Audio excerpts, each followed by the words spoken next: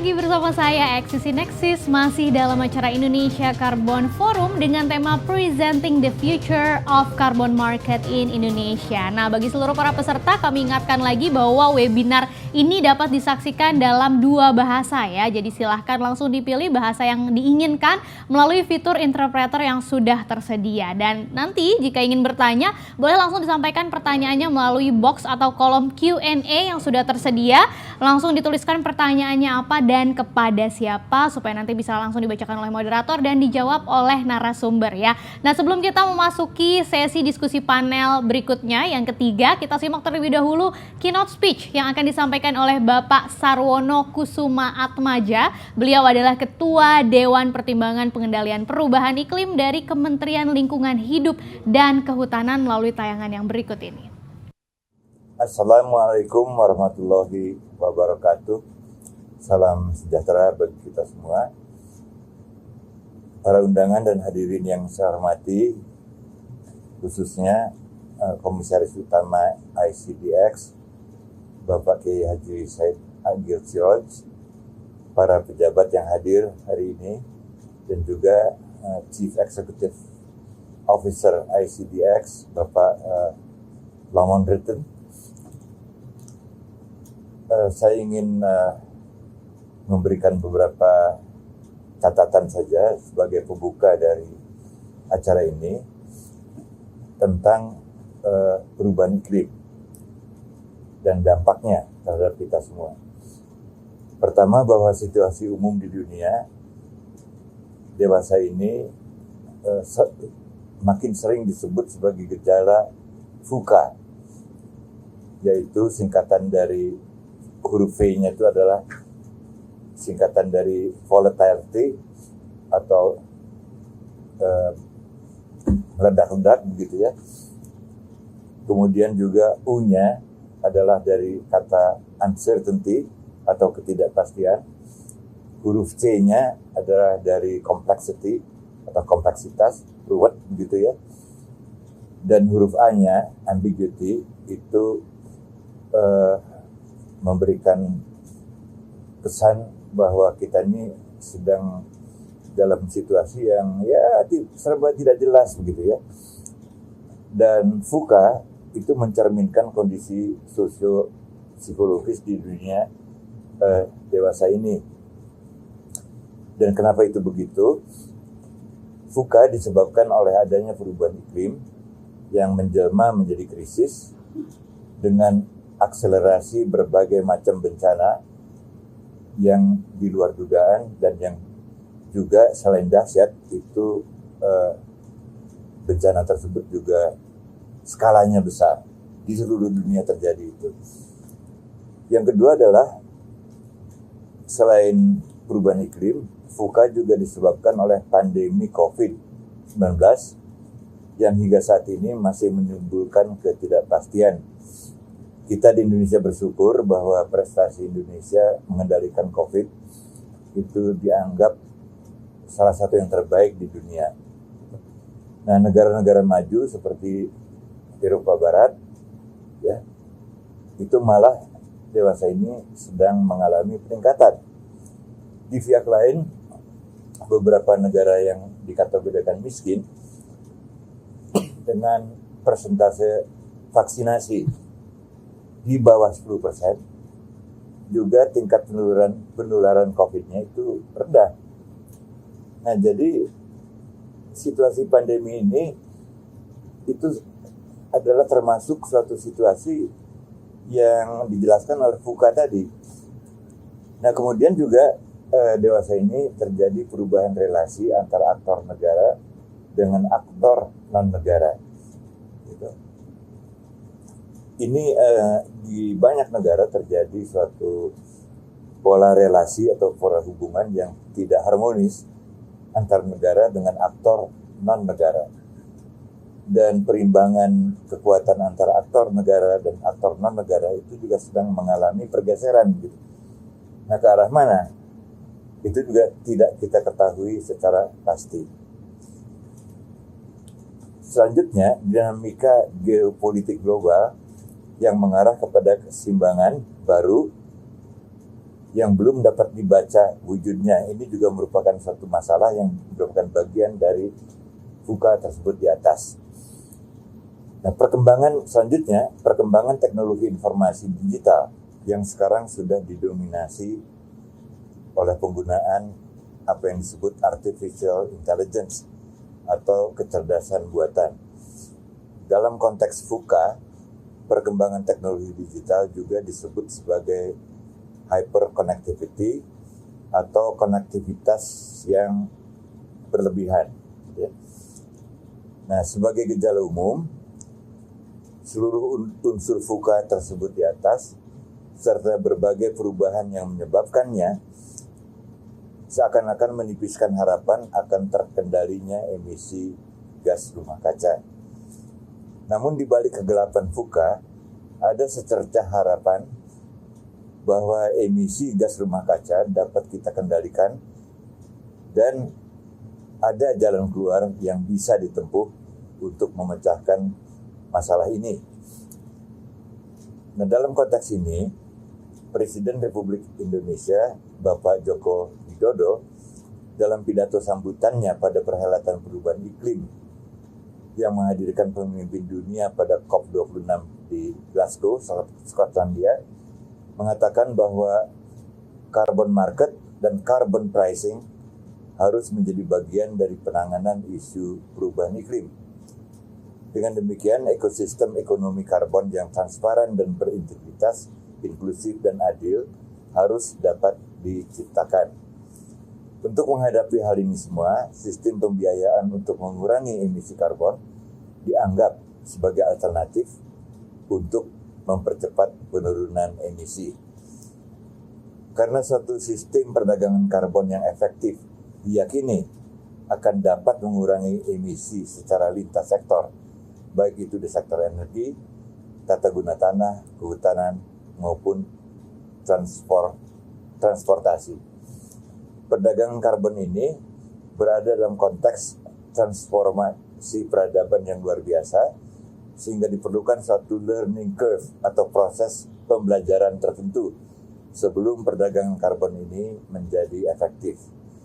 Perdagangan karbon layak dianggap sebagai komoditi yang telah mengikuti norma-norma yang diterima secara umum di pasar global dan secara efektif dapat menurunkan emisi karbon. Maka, untuk mempercepat proses efektivitas perdagangan karbon ini, diperlukan kehadiran para perintis yang memberikan bukti yang nyata tentang manfaat perdagangan karbon dalam rangka reduksi gas rumah kaca. Untuk membangkitkan keyakinan bahwa perubahan iklim dapat dikendalikan, maka peran perintis menjadi penting untuk mengurangi efek VUCA.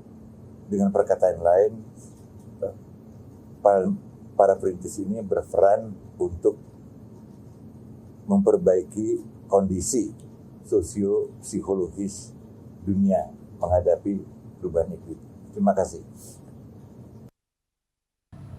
Terima kasih banyak Bapak Sarwono Kusumaatmadja selaku Ketua Dewan Pertimbangan Pengendalian Perubahan Iklim dari Kementerian Lingkungan Hidup dan Kehutanan yang sudah memberikan keynote speech-nya ya untuk mengantarkan kita pada diskusi panel sesi yang ketiga. Seperti tadi Bapak Ibu sudah dengarkan sejak awal ya bahwa di panel diskusi yang pertama kita sudah membahas tadi tema yang sangat menarik bagaimana navigating carbon market in Indonesia. Kemudian tadi juga di sesi yang kedua kita juga sudah mendengarkan penjelasan dari para narasumber yang dipimpin oleh moderator bagaimana kita bisa transisi ke energi atau ke ekonomi yang rendah karbon, transition to low carbon emission. Kemudian di sesi yang ketiga ini juga tidak kalah pentingnya karena kita akan membahas lebih dalam seputar perdagangan karbon di Indonesia, bagaimana peluang dan tantangannya juga ya. Nanti akan ada beberapa narasumber yang akan hadir di panel diskusi yang ketiga ini dan Bapak Ibu sekalian juga boleh mengajukan pertanyaan secara langsung melalui box Q&A yang tersedia di Zoom, disampaikan pertanyaannya apa dan kepada siapa. Tapi sebelum kita mendengarkan atau menyaksikan diskusi diskusi panel sesi yang ketiga ini, kita akan terlebih dahulu mendengarkan juga nih keynote speech dari Bapak Indrasari Wisnuwardana selaku Kepala Bapepti untuk memberikan keynote speech ya. Setelah tadi Bapak Sarwono Kusuma Atmaja, kita sapa terlebih dahulu, sudah bergabung bersama kami Bapak Indrasari Wisnuwardana. Selamat pagi Pak. Oke, ternyata ada perwakilan dari Bapak Indrasari karena berhalangan hadir. Boleh Pak kami persilahkan untuk memberikan keynote speech-nya. Bapak mohon maaf, boleh dibuka kameranya supaya kita bisa lihat secara langsung. Walaupun kita terpisah jarak, tapi masih bisa bertemu secara virtual ya. Kameranya tidak bisa ini ya, nggak allow gitu ya? Oke, mungkin ada kendala teknis sepertinya ya Pak. Boleh diulangi kembali Pak, sudah bisa?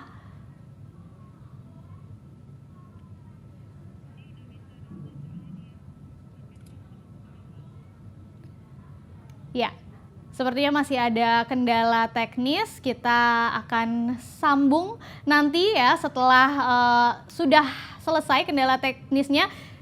Kita mulai terlebih dahulu untuk panel diskusi sesi yang ketiga. Ini juga akan dipimpin oleh moderator yang tadi juga sebetulnya sudah menjadi salah satu pembicara ya di panel diskusi yang kedua. Tapi kali ini berperan sebagai moderator yang akan memimpin jalannya diskusi. Kita sapa co-founder Indonesia Research Institute for Decarbonization Bapak Paul Butar-Butar yang sudah hadir secara virtual. Kita lihat Pak Paul, apa kabar Pak? Tadi sudah sebagai narasumber, sekarang juga menjadi moderator, masih semangat ya Pak? Baik, Mbak Eksis. Nanti setelah ini sesi 4, saya akan jadi MC-nya. Wow, jadi multitasking ya Pak Paul, udah jadi ya, pembicara. Untuk menggantikan Mbak Eksis. Oke. Pak Paul, mohon maaf, ini sepertinya sudah tersambung dengan Bapak Wisnuwardana, Bapak Indrasari Wisnuwardana akan memberikan keynote speech-nya. Tapi kita masih mencoba menghubungi terlebih dahulu. Oh, sudah tersambung Bapak Tirta yang akan mewakili Bapak Indrasari Wisnuwardana. Boleh Pak disampaikan keynote speech-nya seperti apa Pak? Baik, terima kasih. Izin Pak Moderator, Pak Paul. Yang kami hormati Ketua Dewan Pertimbangan Pengendalian Perubahan Iklim Kementerian LHK Bapak Sarwono Kusuma Atmaja, Bapak Direktur Jenderal Keterlistrikan Bapak Rida Mulyana, Wakil Ketua Umum Kadin Ibu Sinta Kamdani, Komisaris Utama ICDX tadi Bapak Profesor Dr. Kiai Haji Said Agil Siroj, Bapak Direktur Utama ICDX Bapak Laman Rutan, para panelis yang ada hadir di sini dari kementerian dan institusi terkait serta dari asosiasi, Bapak dan Ibu hadirin sekalian yang berbahagia yang saat ini mengikuti diskusi publik secara daring. Assalamualaikum warahmatullahi wabarakatuh. Selamat pagi, selamat siang, salam sejahtera bagi kita semua. Salam, Om Swastiastu, Namo Buddhaya, salam kebajikan, salam sehat bagi kita semua.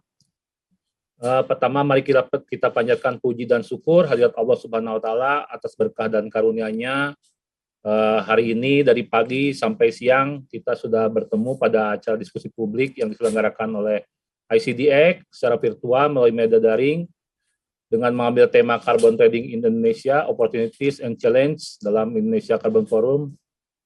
Bapak dan Ibu yang kami hormati, salah satu tugas dan fungsi Kementerian Perdagangan yaitu meminimalkan defisit neraca perdagangan melalui peningkatan ekspor non-migas ke negara akreditasi baik pasar tradisional, pasar non-tradisional, dan pasar prospektif. Dalam hal peningkatan ekspor, persyaratan produk Indonesia agar dapat diterima oleh negara akreditasi harus memenuhi persyaratan sustainability diantaranya kecukupan pasokan supply, persyaratan harga yang kompetitif, memenuhi persyaratan standar Food and Drug Authority FDA dari negara akreditasi, dan juga termasuk pemenuhan standar lingkungan, di mana diutamakan produk green industry yang rendah emisi, perusahaan yang tidak melakukan deforesting, dan melakukan kebijakan pelestarian hutan, serta melakukan tata kelola persyaratan perburuan sesuai International Labour Organization ILO standard. Dalam skema perdagangan internasional, pengurangan emisi karbon sangat erat kaitannya dengan kebijakan negara mitra dagang Indonesia di luar negeri. Persyaratan penurunan emisi karbon sebagai standar yang harus dipenuhi Indonesia dalam peningkatan ekspor adalah kebijakan UK Environmental Act 2021, Schedule 17 Forestry Commodities, mengatur mengenai kebijakan lingkungan UK dalam perdagangan internasional, khususnya terkait dengan produk ekspor Indonesia yang berlaku efektif mulai 9 November 2021 mengenai primary legislation yang sudah disepakati dengan prinsip due diligence, sedangkan untuk approval secondary legislation berlaku pada semester kedua tahun 2022. Nah, kemudian adapun ruang lingkup kebijakan tersebut berupa due diligence diversi ilegal yang berlaku negara ekspor, jenis komoditi yang diwajibkan oleh secondary legislation sebanyak 7 komoditi, yaitu palm oil, kakao, karet daging, kulit sapi, produk kayu, pulp, and paper, dan kedelai. Dampak bagi Indonesia jika tidak melakukan corresponding adjustment dalam memitigasi risiko terkait dengan penurunan emisi karbon, maka akan terjadi potensi penurunan ekspor Indonesia yang diperkirakan bisa mencapai 141 juta dolar per tahun. Nah, kemudian kebijakan EU proposal dalam bentuk Regulation on Differentiation-Free Products yang telah disetujui dan ditetapkan oleh Komisi Uni Eropa meliputi langkah-langkah kebijakan due diligence deforestasi legal dan ilegal yang berlaku setelah 31 Desember 2020, lingkup komite ekspor tadi. Nah, kemudian dampak bagi Indonesia jika tidak melaksanakan corresponding juga dalam mitigasi resiko, juga penurunan ekspor diperkirakan nilainya adalah 1,5 miliar per tahun. Hadirin yang kami hormati, Kementerian Perdagangan sebagai salah satu anggota komite pengarah dalam penyelenggaraan nilai ekonomi karbon untuk pencapaian target kontribusi yang ditetapkan secara nasional dan pengendalian emisi gas rumah kaca dalam pembangunan nasional sebagaimana tertuang dalam Peraturan Presiden 98 tahun 2021, mempunyai peran dalam mengharmonisasi perdagangan karbon internasional dan domestik, serta berupaya memitigasi risiko terhadap perubahan iklim melalui perdagangan karbon di pasar terorganisir. Nah, komitmen Indonesia dalam penurunan emisi karbon sebagaimana amanat Undang-Undang Nomor 16 2016 tentang Perjanjian Paris atas Komisi Kerja PBB mengenai perubahan iklim dan Nationally Determined Contribution NDC 2003 ditargetkan tadi sebagian disampaikan sebesar 29% dengan usaha sendiri dan 40% bantuan asing. Bapak, Ibu yang kami muliakan, perdagangan karbon merupakan salah satu instrumen berbasis pasar untuk memitigasi perubahan iklim, terutama dalam mewujudkan penurunan emisi karbon. Beberapa negara termasuk negara Asia, Eropa, dan Amerika telah mengimplementasi perdagangan karbon dan memanfaatkan bursa karbon sebagai pasar terorganisir untuk memfasilitasi perdagangan karbon. Perdagangan karbon tersebut dapat dilakukan melalui mekanisme voluntary market ataupun carbon offset and offsetting dan mandatory atau cap and trade. Perdagangan karbon secara voluntary dalam skala internasional telah melibatkan banyak pihak untuk mencapai target net zero emission di tahun 2040. Kedepannya diperkirakan akan terjadi peningkatan demand kredit karbon sukarela sebesar 50 kali pada tahun 2030 dan akan meningkat sebesar 100 kali pada 2050, serta diperkirakan akan melibatkan lebih dari 368 perusahaan terbesar di dunia dan lebih dari 1.800 perusahaan besar lainnya yang berkomitmen mengurangi emisi karbon. Pasar kredit karbon global dapat mencapai 50 miliar US dollar pada tahun 2030. Sebagaimana diketahui, beberapa negara telah melakukan perdagangan emisi karbon. Untuk itu terdapat beberapa hal yang harus diperhatikan dalam kesiapan perdagangan karbon, yaitu perlu memahami pendalaman mengenai hal-hal teknis terkait dengan pasar karbon dan perdagangan karbon. Kemudian perdagangan dapat berperan dalam market regulator sehingga perlu persiapan lebih awal, baik dari penyusunan kebijakan, roadmap, perdagangan karbon di pasar terorganisir, capacity building untuk menyiapkan SDM yang kompeten dan profesional, infrastruktur dalam rangka mendukung terselenggaranya pasar karbon terorganisir, perlu melakukan antisipasi dan mitigasi mengenai dampak dari perdagangan karbon yang melibatkan banyak KL dan sektor guna mengatur kegiatan terkait mekanisme perdagangan karbon aktif untuk menurunkan emisi gas rumah kaca. Dan kita tahu kalau dalam konteks carbon pricing ini kan ada dua instrumen. Satu yang dinamakan carbon tax atau pajak karbon, yang kedua adalah carbon market emission trading scheme yang biasa sekarang yang sudah lazim dipakai. Perbedaan di antara keduanya sebenarnya adalah siapa yang menentukan harga. Kalau carbon tax itu kan harga ditetapkan oleh pemerintah dan diharapkan sektor-sektor yang terkena dari harga itu kemudian melakukan upaya penurunan emisi gas rumah kaca.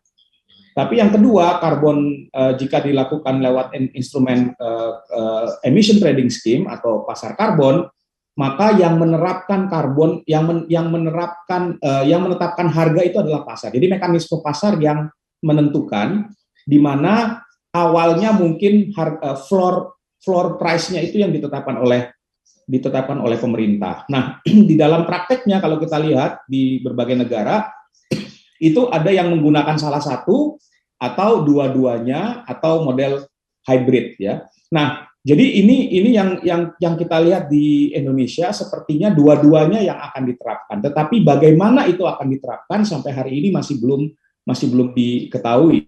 Nah, tetapi yang penting di sini adalah kalau tadi kita harus memahami bahwa carbon pricing itu seharusnya terkait dengan target penurunan emisi gas rumah kaca kita. Karena mekanisme yang dipakai, sektor yang akan dicakup dengan instrumen itu dan kemudian termasuk harga dari karbonnya sendiri akan tergantung pada seberapa besar penurunan emisi yang akan kita capai. Saya ambil contoh misalnya ketika EU memulai emission trading scheme ya tahun 2007 kalau tidak salah. Mereka sudah punya target penurunan emisi di tahun 2020 ya. Kemudian mereka set ya sektor apa saja yang akan masuk ya dan kira-kira emission trading scheme itu akan mengcover berapa persen ya dari total emisi yang ada di wilayah EU. Ya, kita lihat China juga yang sekarang memiliki pasar karbon terbesar, di mana pasar karbon mereka hari ini emission trading di China mengcover 40% dari total emisi mereka. Jadi ini kita harus tahu dulu berapa emisi yang mau kita turunkan. Ya, dan kemudian dari sana sebenarnya kita bisa hitung kan sektor apa saja yang berkontribusi terhadap emisi tersebut dan penurunan berapa besar dari sektor-sektor yang berkontribusi tadi. Termasuk kalau kita bisa hitung abatement cost-nya berapa. Dengan menghitung itu kita bisa tahu floor price-nya berapa kira-kira yang ideal. Karena yang akan dipaksa kalau kita baik itu pajak karbon maupun dari berbagai entitas bisnis yang terkena instrumen harga karbon untuk melakukan inovasi, baik itu melakukan penurunan emisi dari perbaikan proses, ya supply chain maupun penerapan teknologi-teknologi tertentu. Nah, ini yang perlu untuk diperhatikan. Dengan demikian, kalau kita sudah punya target dan kita tahu sektor apa yang akan kita cakup, menetapkan harga yang floor price-nya itu menjadi penting. Contoh kalau kita lihat di EU ya yang sudah melalui paling tidak ada beberapa fase ya. Karena baru-baru ini kan EU mengupdate target penurunan emisi gas rumah kacanya 2030 yang tadinya 40% menjadi 55%. Setelah EU melakukan updating target, kita lihat harga di emission trading scheme di EU ETS itu mulai bergerak naik ya, bahkan pernah mencapai berapa? 65 euro per ton. Ya, tapi masih di bawah penalty level ya. Penalty level mereka kan 100 euro per ton. Ini juga menjadi penting gitu ketika kita memilih instrumen seperti market base ya. Penalti itu juga perlu diperhatikan karena kemudian level penalti itu membuat pelaku pasarnya menjadi lebih rasional ya. Apakah mereka melakukan investasi tadi melakukan penurunan emisi gas rumah kaca atau mereka membeli lewat carbon market, atau kalau mereka gagal mereka harus bayar penalti. Nah, ini jadi pendekatan stick and carrot approach menurut saya dalam emission trading scheme itu penting dan secara baku sudah ada kan tahapan-tahapan misalnya untuk mendesain pasar karbon itu seperti apa. Nah, pajak juga menurut saya menjadi penting di dalam hal ini. Kita kan harus lihat karena tidak semua mungkin bisa di cover di emission trading scheme. Mungkin untuk yang sifatnya yang terkait dengan consumer behavior ya itu mungkin bisa. Sebagai contoh kalau di Indonesia bayangan saya ya, mungkin kalau industri-industri yang padat energi ya, pembangkitan listrik, industri pupuk, petrochemical ya dan lain-lain, baja itu bisa masuk ke dalam emission trading scheme. Tetapi misalnya konsumsi BBM yang akan kita turunkan lewat sektor transportasi yang tidak dari sektor energi nih, ya itu mungkin bisa dikenakan pajak karbon untuk BBM-nya, ya sehingga kalau ini sektor-sektor yang menjadi kontributor emisi gas rumah kaca itu bisa dikurangi nanti lewat instrumen carbon pricing itu, gitu Pak Paul. Baik, terima kasih Pak Fabi. Saya ingin fokus ke perdagangan karbon. Sebenarnya dari awal sih mau fokus ke perdagangan karbon. Jadi di dalam Undang-Undang HPP itu kan disampaikan bahwa akan mulai diterapkan dengan cap and tax gitu ya. Tapi penjelasannya cap and tax yang dimaksudkan sebenarnya adalah cap ditentukan capnya, baru ada trading, baru nanti denda yang tadi penalti yang dimaksudkan Pak Fabi itu diterapkan sebagai teksnya gitu ya. Nah, di dalam undang-undang itu dikatakan akan mulai berlaku 1 April 2022. Pertanyaannya, sampai sejauh mana kesiapan kita untuk menerapkan perdagangan karbon, cap and trade and tax sebagaimana diatur di undang-undang itu? Ya, kalau kita lihat sebenarnya dari bulan Maret sampai Agustus kemarin kan sudah mulai dilakukan pilot project ya untuk PLTU, dan itu artinya hanya satu sektor ya, sektor pembangkit listrik itu pun tidak kita tahu sektor pembangkit listrik itu bukan satu-satunya, artinya karena ada sektor lain yang menjadi kontributor dari emisi gas rumah kaca tadi, industri padat energi. Nah, saya melihat menggabungkan konsep cap and trade dan cap and tax ini itu agak kurang pas, karena kalau kemudian penaltinya ya ingin dikenakan lewat tax dengan nilai tax yang kecil, itu tidak cukup efektif untuk mendorong perilaku. Ingat, kita mendesain carbon pricing itu dimaksudkan untuk mengubah perilaku. Ya, bukan untuk sekedar orang membayar dan ada penerimaan negara. Kan yang mau didorong itu adalah transformasi ekonomi. Yang mau kita dorong itu adalah perubahan pemilihan teknologi dari yang kotor menjadi bersih. Dan carbon pricing itu adalah biaya eksternalitasnya. Kalau dia tidak lakukan, dia harus bayar eksternalitas. Nah, kalau diterapkan seperti ini, saya melihat tidak efektif gitu. Jadi kalau dalam konteks ini sebenarnya menurut hemat saya lebih tepat ya udah kita pakai saja itu mekanisme carbon trading, misalnya mengikuti model ETS ya, jadi nanti di set floor price-nya, kemudian allowance-nya itu di set, karena ini kan sekarang ini kita belum ngeset allowance-nya, allowance dari sektor pembangkit listrik ini berapa sih mau di set gitu, itu saja sampai hari ini kita masih belum tahu. Ya, karena yang kemarin diuji coba di bulan Maret sampai dengan Agustus 2021 itu kan adalah semua di cap. Ya, bahkan capnya itu sendiri saya masih bilang capnya menurut saya masih cukup tinggi gitu. Ya, jadi kalau diharapkan dari sana, dan ini sangat menyesuaikan dengan kondisi-kondisi. Nah, kalau capnya segitu itu agak sulit mengharapkan ada penurunan gitu. Ya, kita harusnya memang sudah jadi bukan dengan cap, kan dengan allowance nanti, di mana kemudian sektor yang terkena itu dalam hal ini pembangkit listrik itu harus memenuhi cap allowance mereka.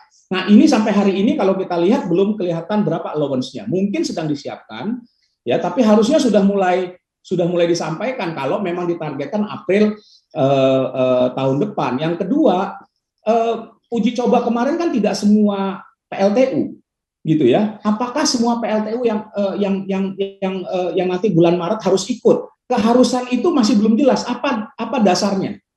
Dasar hukumnya tidak ada yang memaksa semua pemilik PLTU harus masuk. Kalau yang kemarin sifatnya lebih ke voluntary gitu ya. Nah, padahal kalau kita ingin efektif kan tidak boleh ada leakage gitu. Masa ada yang ikut lalu kemudian tidak ada ikut. Nah, saya melihat masih ada kelemahan dari sisi regulasi untuk memaksa semua pemilik PLTU atau semua PLTU untuk ikut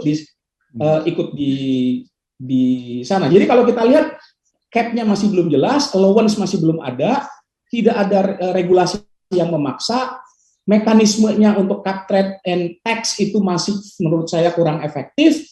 Kemudian desain marketnya kita masih belum tahu seperti apa, gitu. Apakah menggunakan model yang sama? Yang saya tahu memang mekanisme MRV-nya tahun 2018 sudah disiapkan.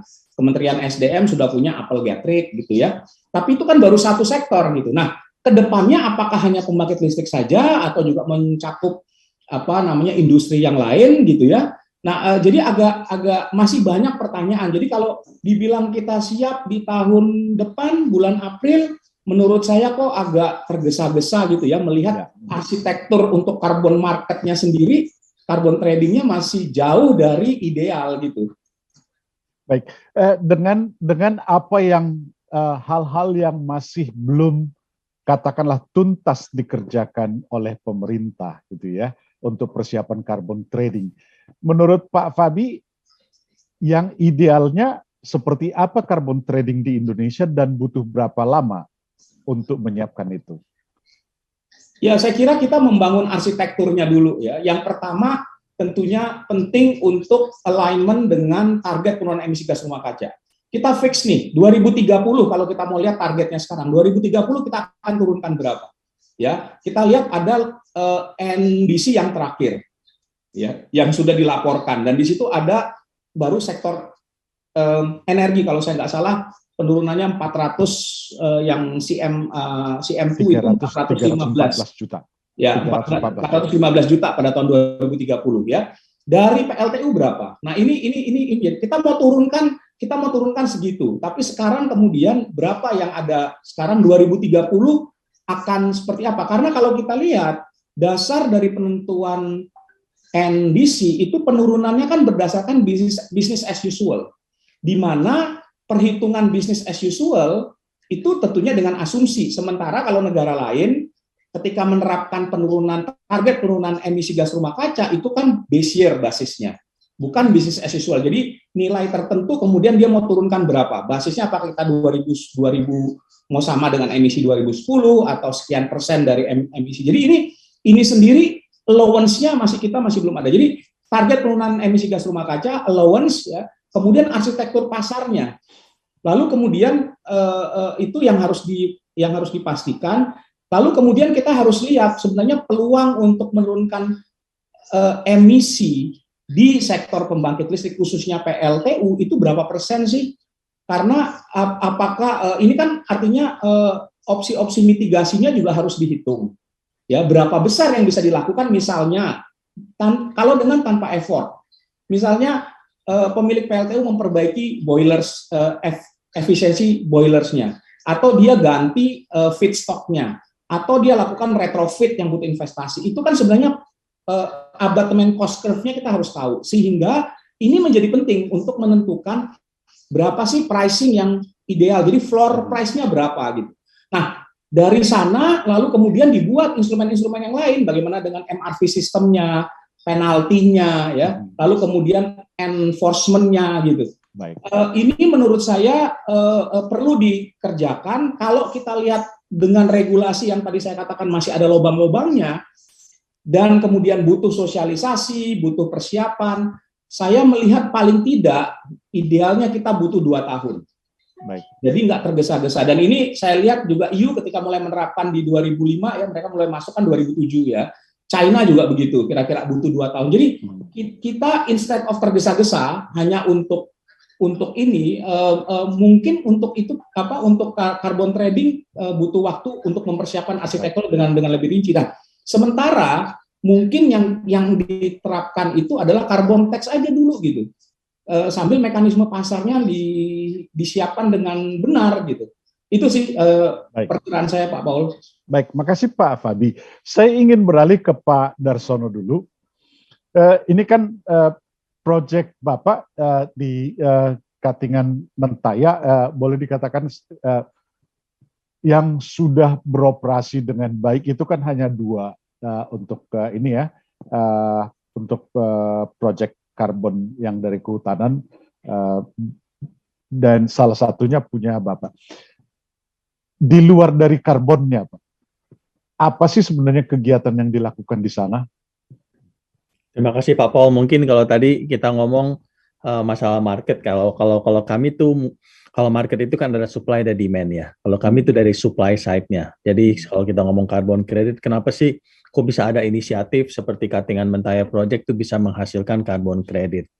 Kalau kita lihat secara global sebenarnya dari sektor lahan itu memberikan kontribusi hampir 20% dari emisi gas rumah kaca di dunia.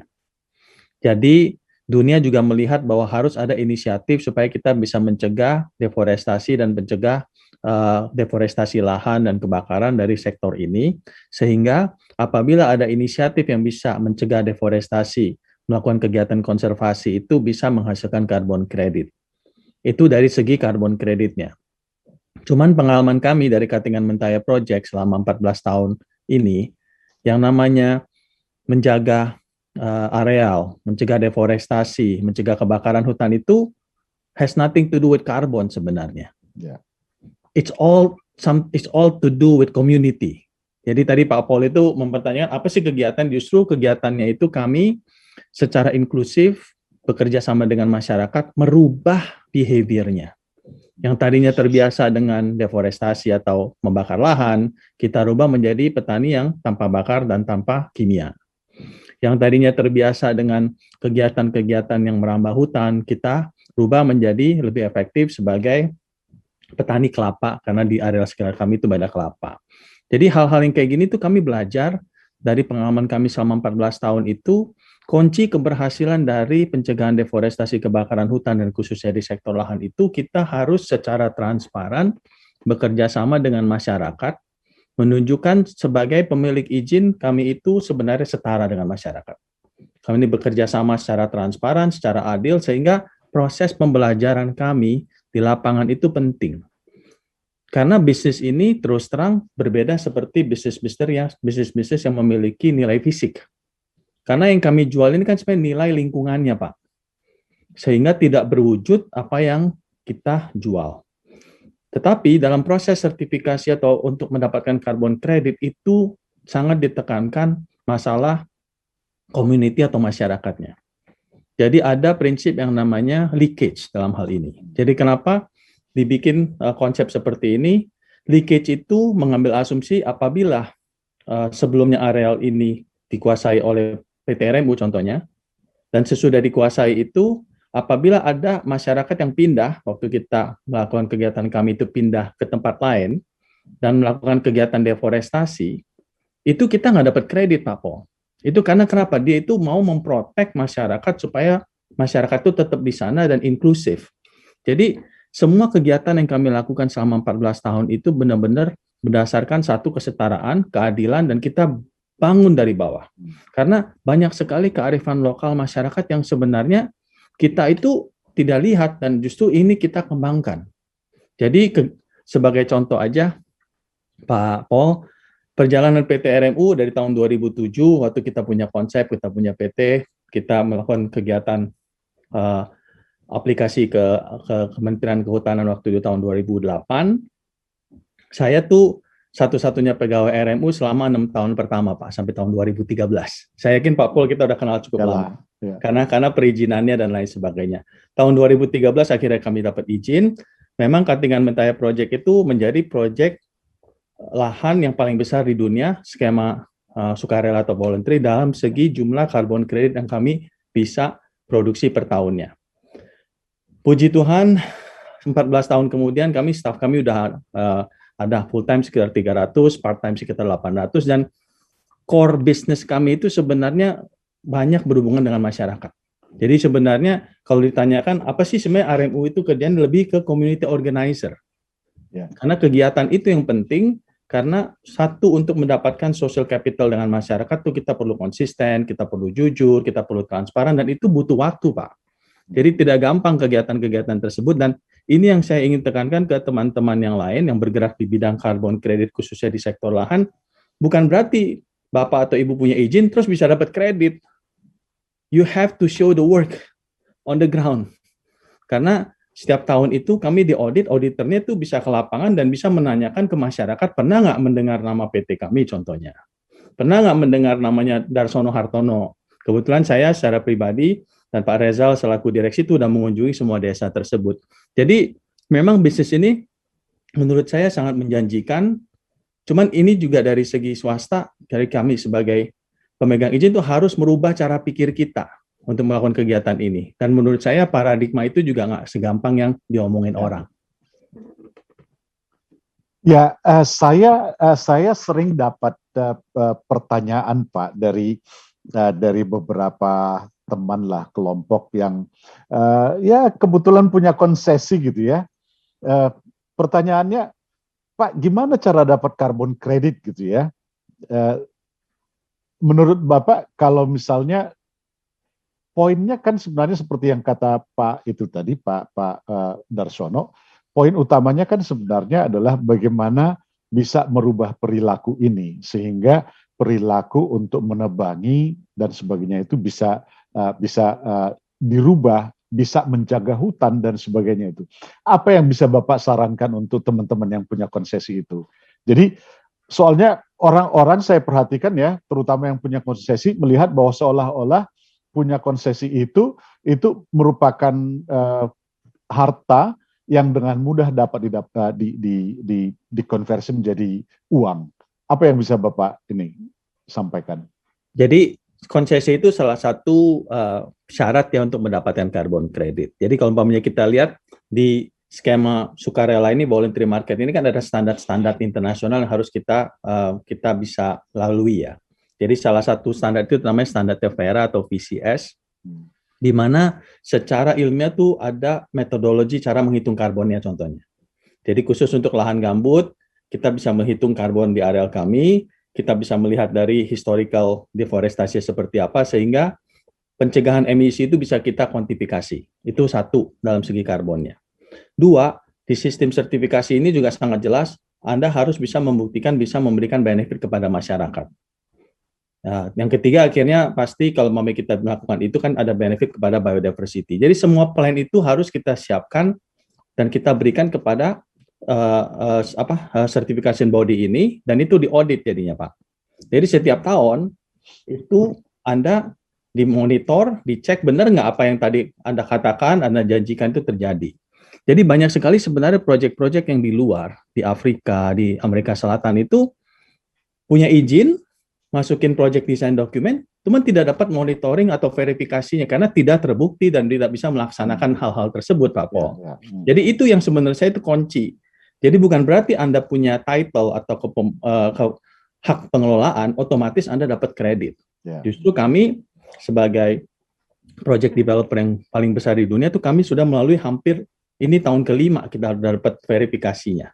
Setiap tahun kami selalu dapat dan tidak gampang. Jadi butuh benar-benar satu sistem di dalam kita sendiri, kita benar-benar komit terhadap apa yang kita janjikan, kita laksanakan. Itu bisa dibuktikan dari auditor, bisa dibuktikan dari satelit, bisa dibuktikan di lapangan, dan menurut saya itu yang jadi kunci. Jadi kunci keberhasilan dari suatu proyek itu benar-benar harus melakukan things on the ground. Tidak bisa punya izin, terus habis itu menganggap karbon itu bakal ada otomatis. Baik Pak Darsono. Saya ingin beralih ke Ibu Anne. Should I call you Anne or Patricia? Anne is ya. Oke. Ini kan kalau tadi dengar dari Ibu Cynthia gitu ya, Cynthia Kamdani,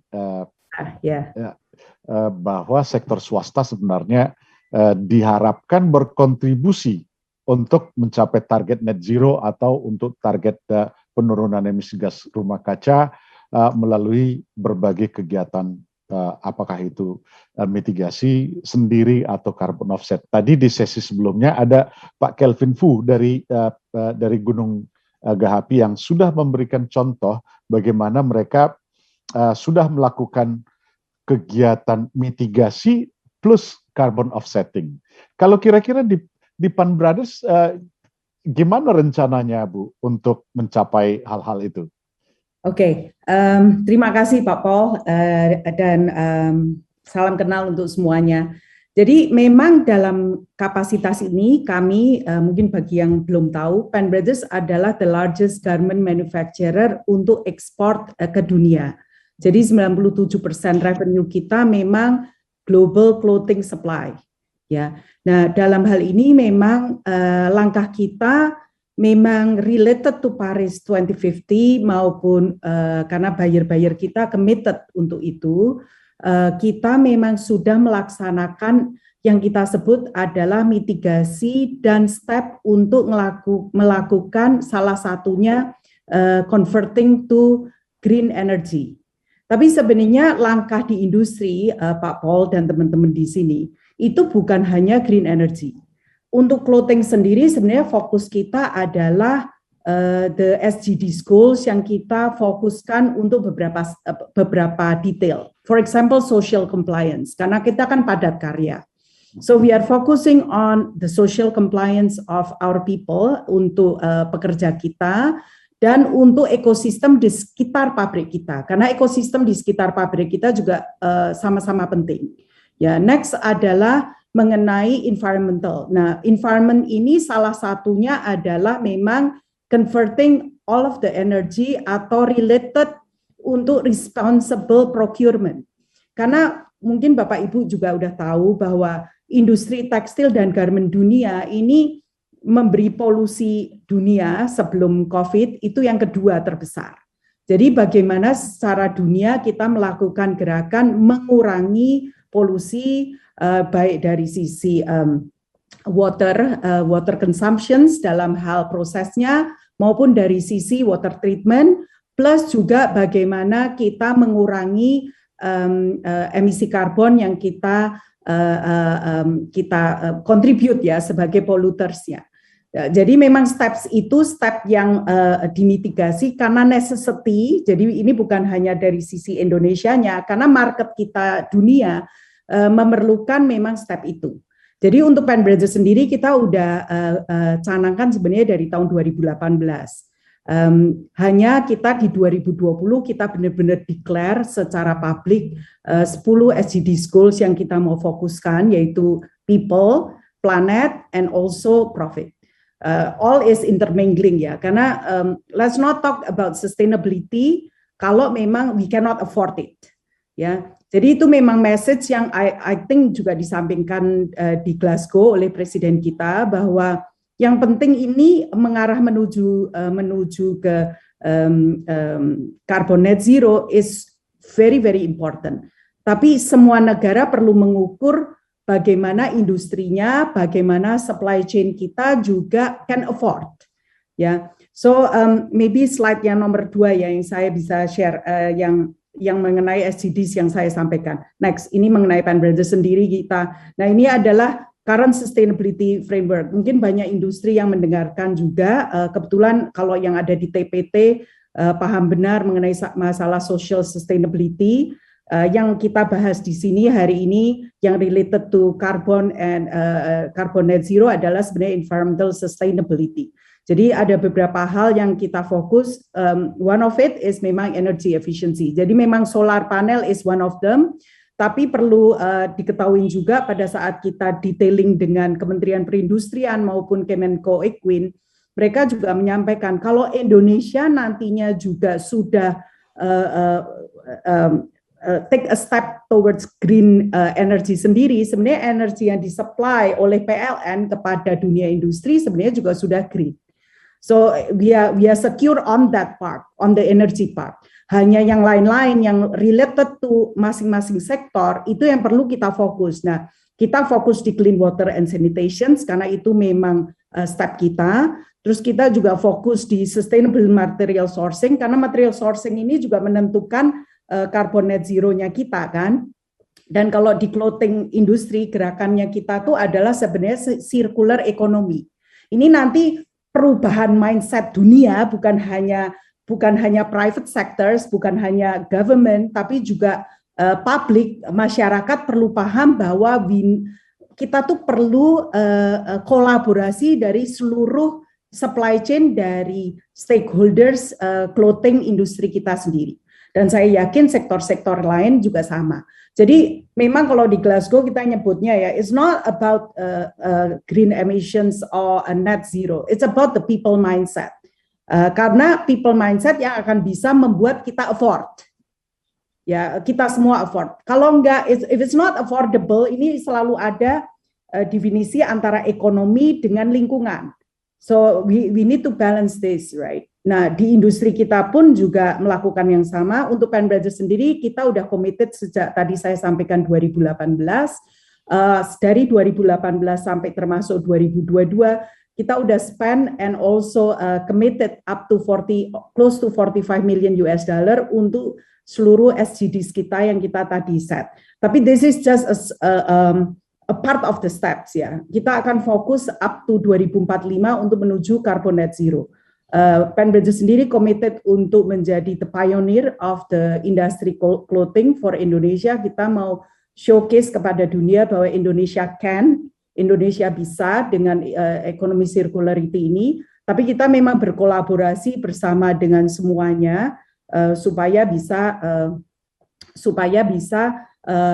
langkah ini bukan hanya dream tapi benar-benar an actual pragmatic realizations yang dilakukan oleh industri kita bersama dengan pemerintah dan the people of Indonesia. Begitu Pak Paul. Terima kasih Bu Ane.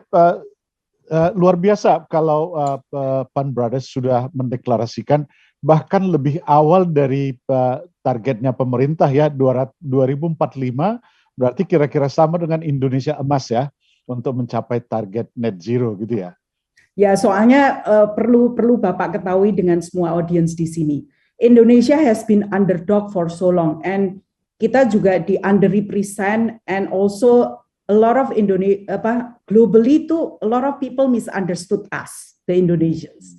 I think semua orang di sini, semua pengusaha di Indonesia, semua public and private sectors di Indonesia harus paham bahwa ini adalah kesempatan untuk kita akselerasi, kita punya sustainability part. And seperti yang tadi Darsono juga udah sampaikan, bahwa kenapa enggak Indonesia? Indonesia could be the largest suppliers of carbon di dunia. Kenapa kita enggak sekaligus aja mendeklar bahwa everything that comes from Indonesia is sustainable? Dengan begitu kan kita menjadi pionir pada saat kita ekspor ke negara-negara maju yang jelas-jelas mereka akan implement carbon tax untuk even before 2045. Nah, disitulah nilai competitive advantage dari membeli barang made in Indonesia.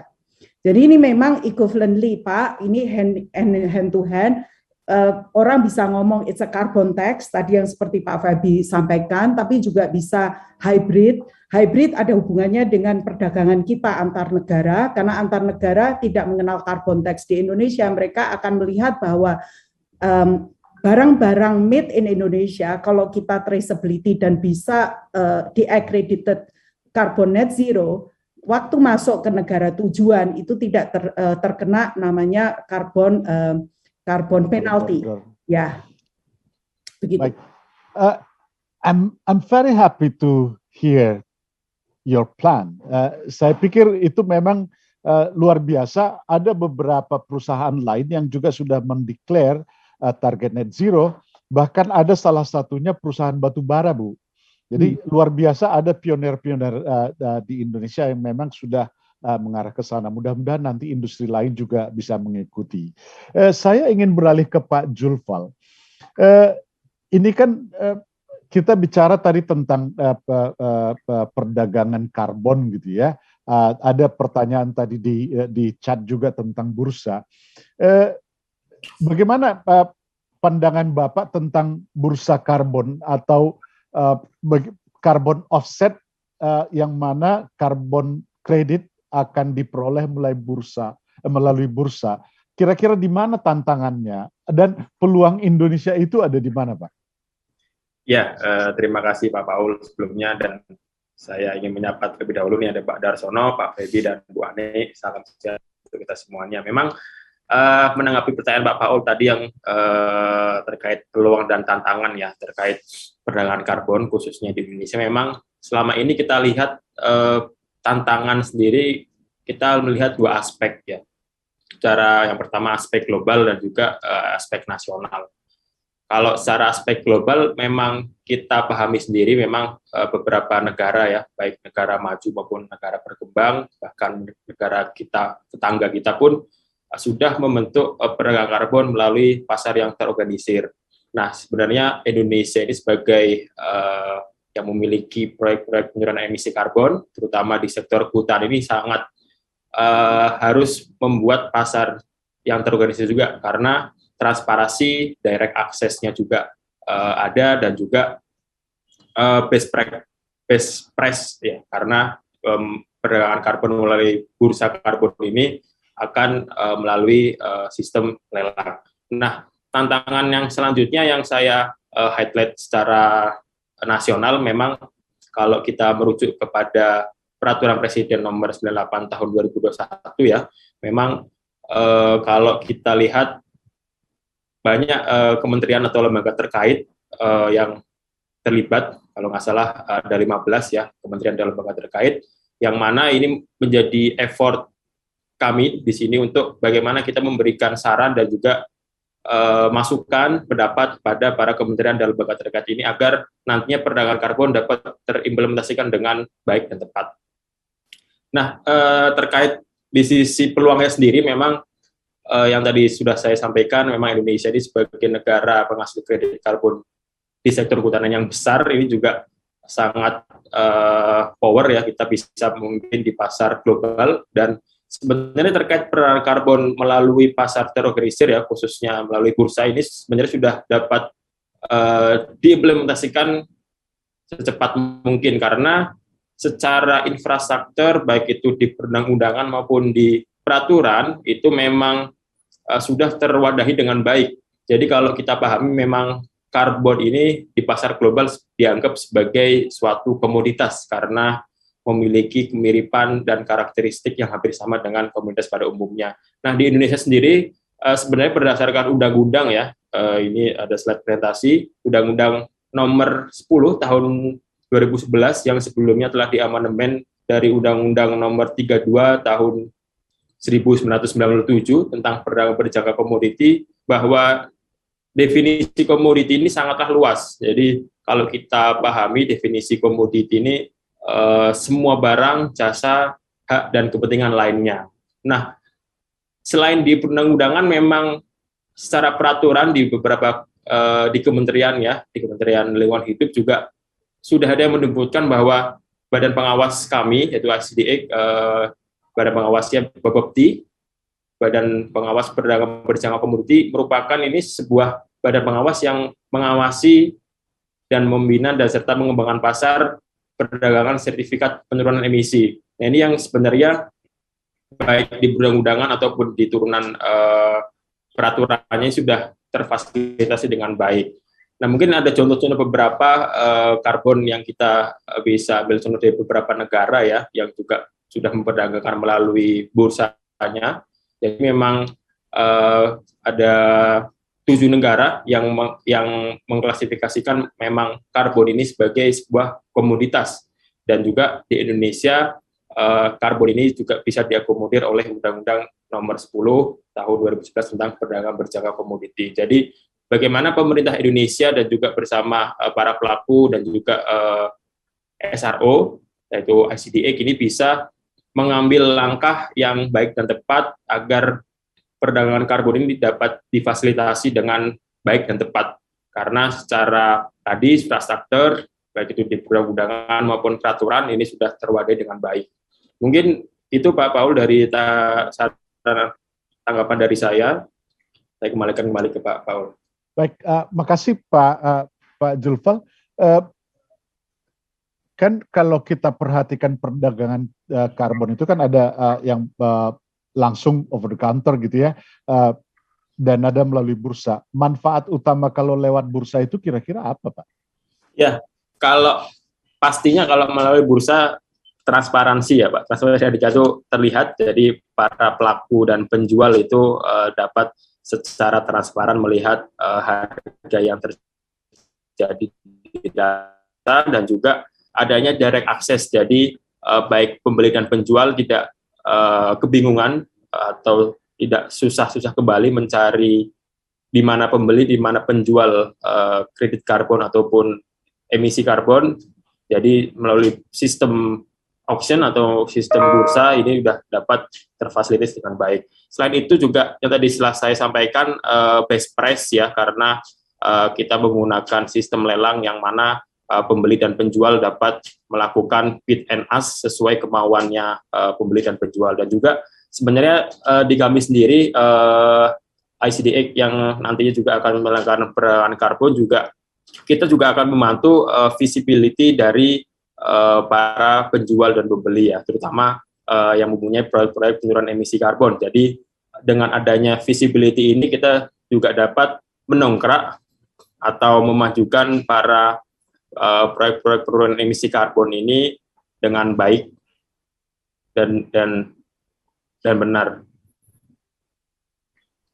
Mungkin itu sih Pak Paul. Baik. Kalau dari Terima kasih Pak Julfal. Saya ingin kembali dulu ke Pak Darsono.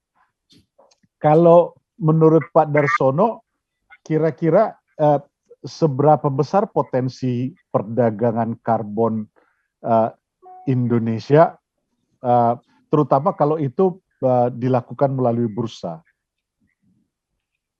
Saya mungkin kasih gambaran dulu. Untuk perdagangan karbon yang kami lakukan itu kan di pasar sukarela kan Pak, Pak Paul. Jadi kalau kita lihat di dunia 2 tahun yang lalu itu pasarnya sekitar 250 juta dolar. Itu tuh. Akhir tahun ini pertama kali ini udah lebih dari 1 miliar dolar di pasar sukarela ini.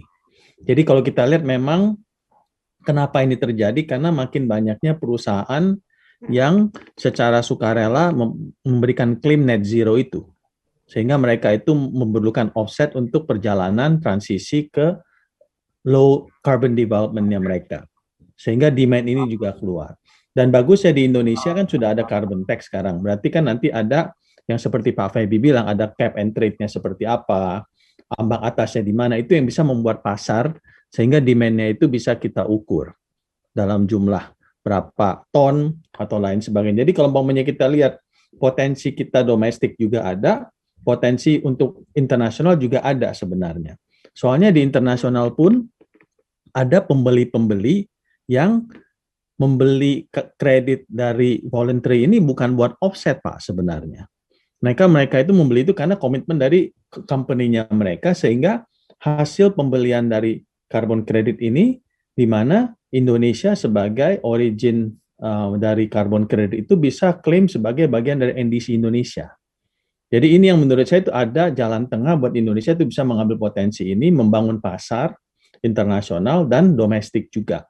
Sehingga ujung-ujungnya untuk suatu perusahaan yang merubah dari HPH menjadi karbon itu kan harus ada nilai ekonominya Pak Paul. Di mana harga karbon itu berapa, hitungannya seperti apa. Kalau umpamanya harganya itu rendah sehingga mereka tidak bisa mendapatkan BEP, sangat susah meyakinkan mereka untuk merubah bisnis ini. Jadi saya lihat potensinya sih luar biasa di Indonesia karena demand domestiknya ada dan demand internasionalnya juga ada. Cuman ya untuk jumlahnya berapa dan kapan saya belum, kayaknya itu orang mulai melakukan studi. Mungkin Pak Paul yang lebih tahu jawabannya, teman-teman dari IRI yang lebih bisa menjawab pertanyaan itu, Pak. Makasih Pak Darsono.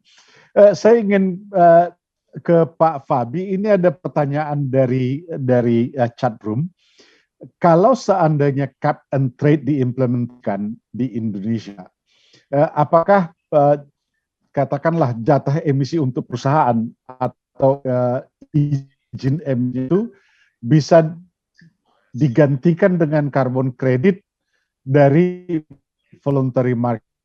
Jadi apakah ini di satu sisi kan voluntary market bisa nggak diintegrasikan atau bersinergi dengan yang mandatory market gitu, compliance market. Gimana kira-kira Pak? Ya ini saya nggak bisa menjawab karena ini tergantung pada aturan yang nanti harus kita buat gitu ya. Ini kan kita harus mendesain carbon market. Nah kemudian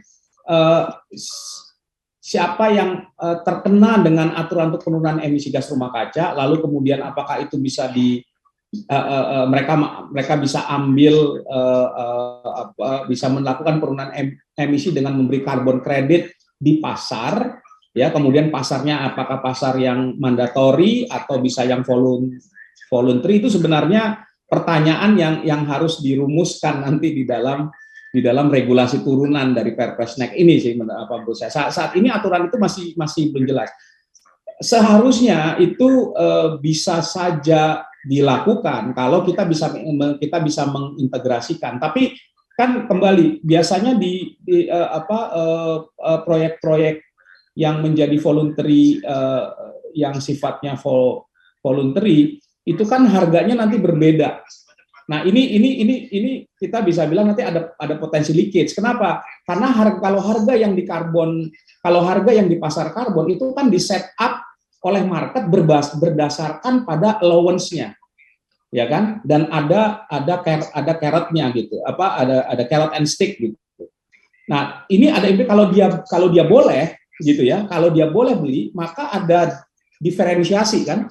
Karena yang di luar nih udah fix harganya kan, kayak misalnya proyeknya Pak Darsono itu bisa relatif lebih fix gitu. Kalau kita lihat harga di VCS sekarang, voluntary carbon market yang ada sekarang itu pasti lebih rendah daripada EU ETS. Jadi ini sebenarnya pertanyaan yang harus. Jadi kalau kita nggak pengen bikin leakage, ya itu tidak boleh. Tapi mungkin bukan mereka yang terkena kewajiban untuk menurunkan di pasar karbon ini. Misalkan mereka tidak masuk ke sana, tapi kan ada entitas lain. Ingat, pasar karbon itu tidak 100% mengcover entitas yang harus menurunkan emisi gas rumah kaca.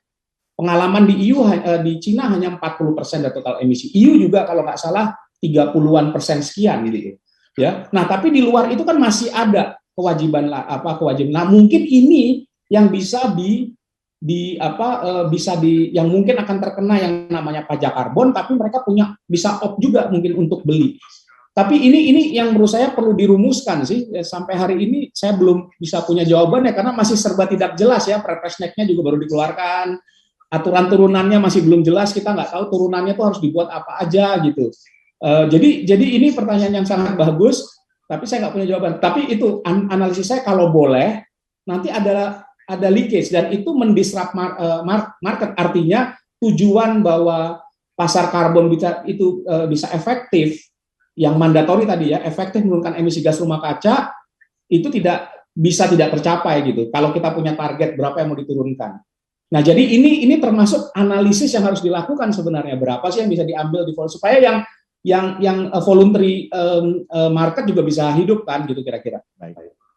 Baik, makasih Pak Fabi. Saya ingin kembali ke Ibu Anne. Ini kembali ke target net zero-nya itu ya. Net zero-nya Pan Brothers. Berapa sih sebenarnya emisinya Pan Brothers secara keseluruhan?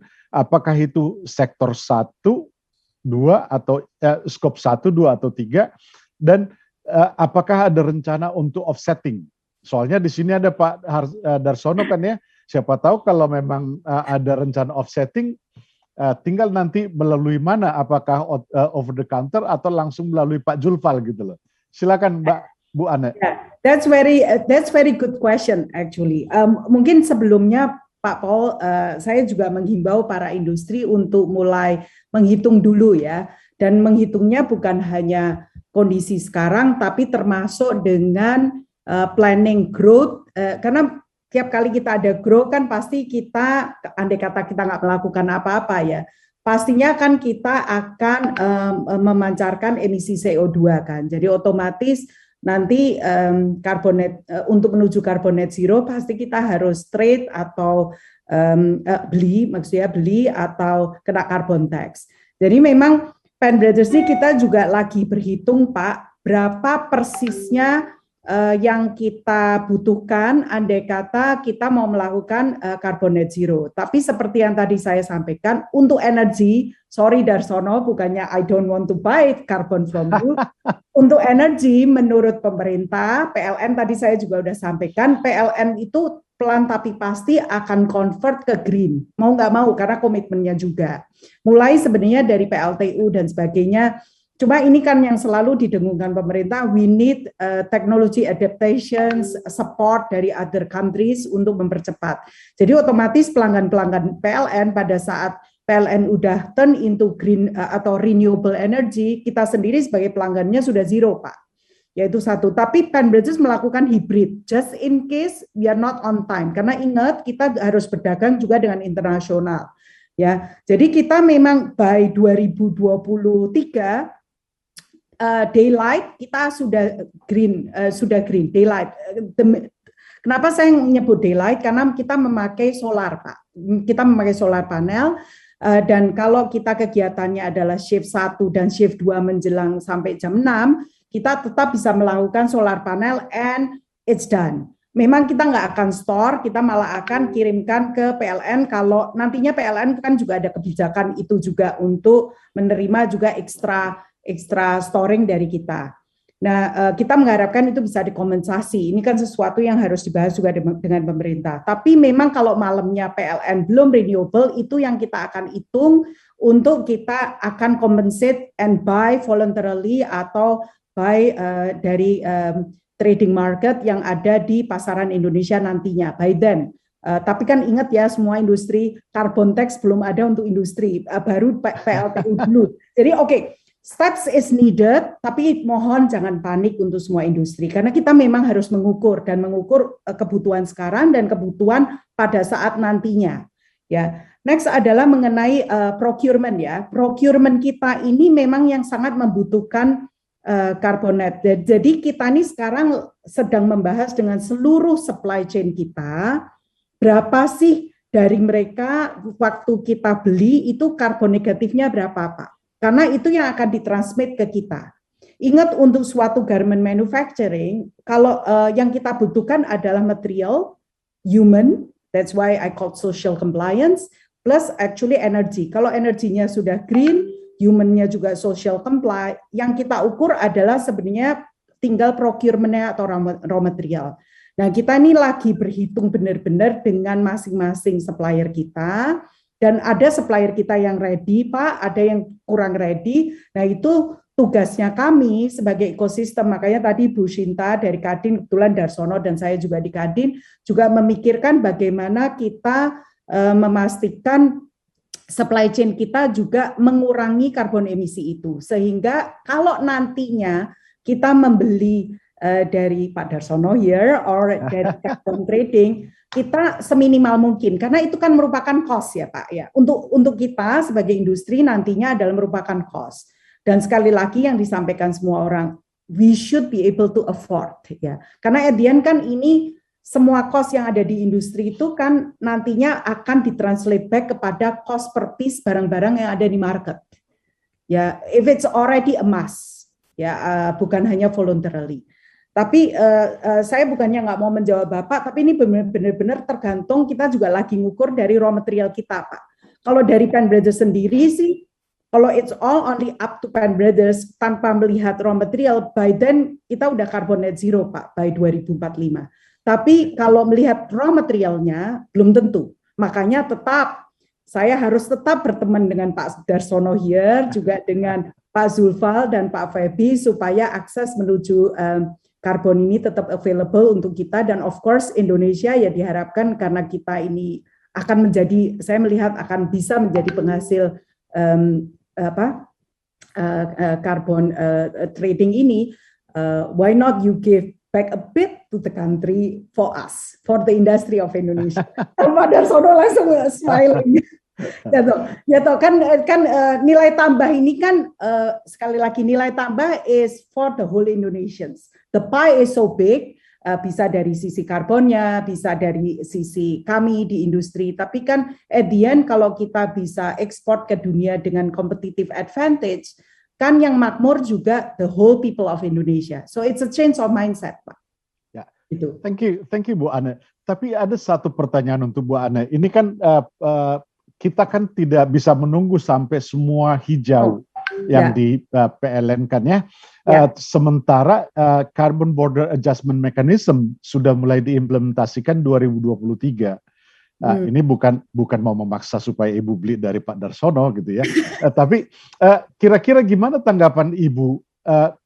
Ya, somehow you need to show or to offset your emissions supaya tidak terkena masalah di 2023. Apakah saya lupa apakah tekstil sudah harus masuk di CBAM ya mulai 2023? Belum Pak. Belum ya? Oke. Belum. Tapi no, but you are right Pak Paul. tekstil memang belum, cuma memang kita lagi melihat negara-negara tujuan kita mana yang diimpos duluan. Karena this is not about Indonesia alone kan Pak, seperti yang tadi disampaikan teman-teman yang lain bahwa kita ini kan udah cross bordernya is borderless. Jadi memang kita melihat negara tujuan mana yang kita akan tuju, dan kalau memang diperlukan, yes, we have to buy the carbon to compensate and then claim our goods to be carbon net zero. Anyway, mereka juga kalau dari negara lain juga harus melakukan yang sama. Nah, tapi yang saya mau cerita sedikit ke teman-teman di sini, terutama teman-teman di industri adalah memang selections of procurement, reliable and responsible procurement atau supply itu sudah perlu dijalankan dari sekarang Pak. In fact untuk Penbraja sendiri kita sudah mulai inventorize dari 2018. Karena kita melihat effort apa yang dilakukan oleh supplier kita sehingga kita bisa mengukur nantinya cost kita either FOB karena kita kan menjual FOB ya kepada buyer atau CIF di sisi landed cost-nya buyer itu sesuatu yang it's borderless anymore dengan beberapa brand global brands yang memang stamp bahwa mereka adalah green clothing. Baik. Gitu. Ya, ini sekarang it's a mindset, it's a lifestyle ya Pak. Tapi it's not about that ya. It's about also gerakan-gerakan di mana dunia mau mendahului dari affordable-nya. Nah, ini tinggal masalah how we are going to do it. Tapi sekali lagi I think the key is not to be panic. The key is to actually inventorize industri Bapak Ibu yang ada di sini, sektornya apa, karena masing-masing sektor itu kan detailingnya berbeda. Dan dari situ bisa mengukur steps-nya, karena kalau memang perlu 5 tahun, 5 tahun, kalau perlu 10 tahun, 10 tahun, 15 tahun, 15 tahun, tinggal kita lihat juga target marketnya kita kemana. Karena kalau target marketnya itu memerlukan, ya kalau belum ready ya kita perlu ada switching dulu ke negara lain, bukan menghindar ya, switching dulu saat terus by then kita ready, kita tetap bisa supply ke negara tujuan yang kena itu. Atau kalau beli dari Pak Darsono atau dari trading tetap dari tempatnya Pak Sufat tetap kita masih kompetitif, why not? Ya kan? Sekalian jualan karbonnya Indonesia kan. Baik. Makasih Bu Ane. Saya ingin kembali ke Pak Julfal dulu. Ini kan pada saat kita bicara tentang bursa gitu ya, kadang-kadang kita ini juga sih curious, gimana memastikan bahwa perdagangan itu sebenarnya transparan, bisa dilaksanakan dengan baik, orang yang menjual dapat haknya dan sebagainya. Itu prosesnya gimana sih kalau di bursa itu? Silakan Pak. Oke Pak Paul. Jadi memang yang namanya bursa memang bursa ini pasar terorganisir ya. Jadi transparannya kita secara transparan mengumumkan lelang yang mana pembeli dan penjual dapat melihat secara real time atas pergerakan volume ataupun harga yang terjadi di dalam bursa.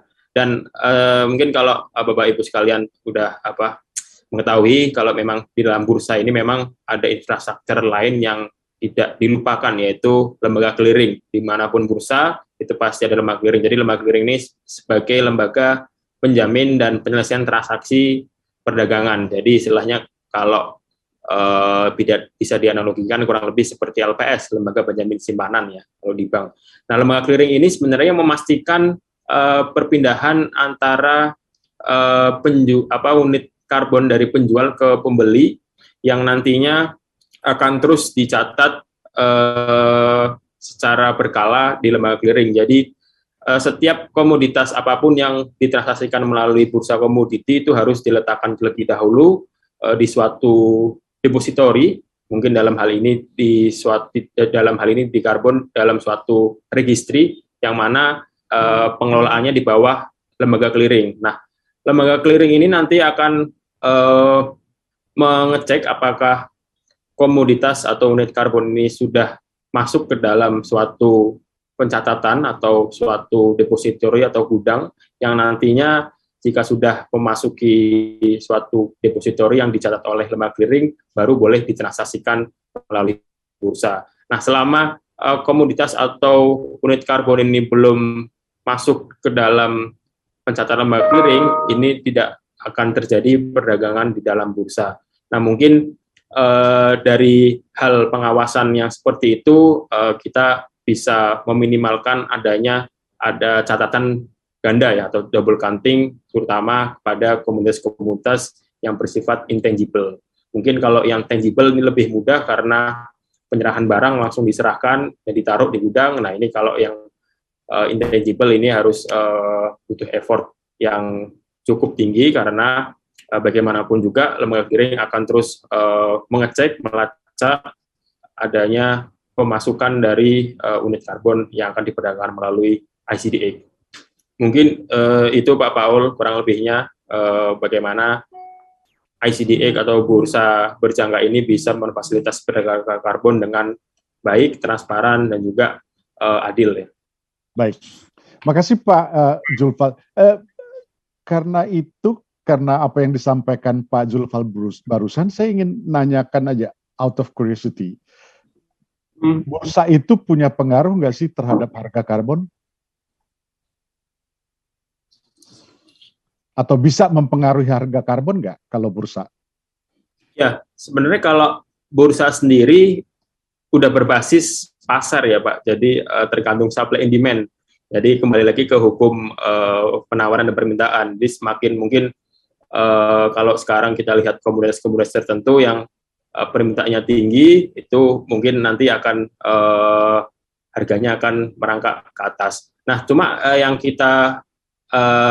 kami perhatikan di dalam karbon sendiri memang nantinya pasar karbon ini akan menjadi dua market ya, yaitu yang standar dan juga premium, karena kalau kita lihat memang masuk dari para pelaku pasar, khususnya seperti Pak Darsono ini memiliki proyek-proyek yang mempunyai karakteristik atau yang lebih premium. Nah, ini yang coba kita fasilitasi. Tetapi secara mekanisme perdagangan itu kurang lebih sama, kita menggunakan sistem lelang.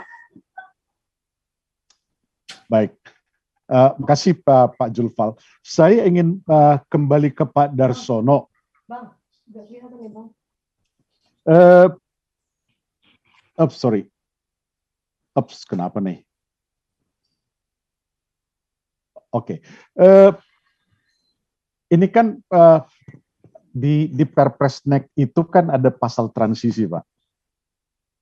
Dan di situ kan ada harus melaporkan dan bukan kewajiban sih, tapi kalau Pak Darsono sendiri ada rencana untuk menjual karbon kreditnya di pasar domestik nggak? Pak Paul, seperti kita ketahui dengan Perpresnek ini kan kami lagi menunggu turunannya.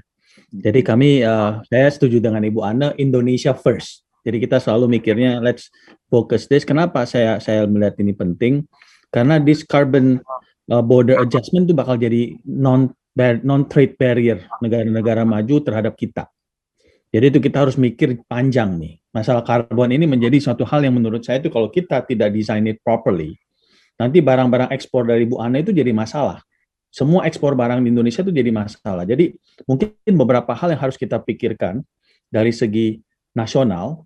Indonesia itu sebenarnya net exporter karbon atau net importer of carbon.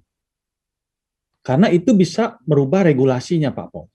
Kalau kita klaim bahwa kita itu sebenarnya net exporter of carbon dengan catatan direct sektor lahan dan lain sebagainya, policy-nya itu mungkin kita bisa market friendly. Dalam arti kata kita juga memberikan ruang untuk ekspor. Kalau kita ternyata net importer, kita harus menutup. Dan kami, yang kayak saya bilang Indonesia first. Jadi kita tuh siap berpartisipasi secara domestik apabila itu diperlukan. Jadi yang itu yang harus dilakukan exercise yang benar-benar menurut saya tuh secara multi party dari sektor swasta. Karena kenapa? Tadi Bu Ani kan udah menyatakan ini industri ya, belum. Maksudnya, but we all know sooner or later it will be. Itu akan.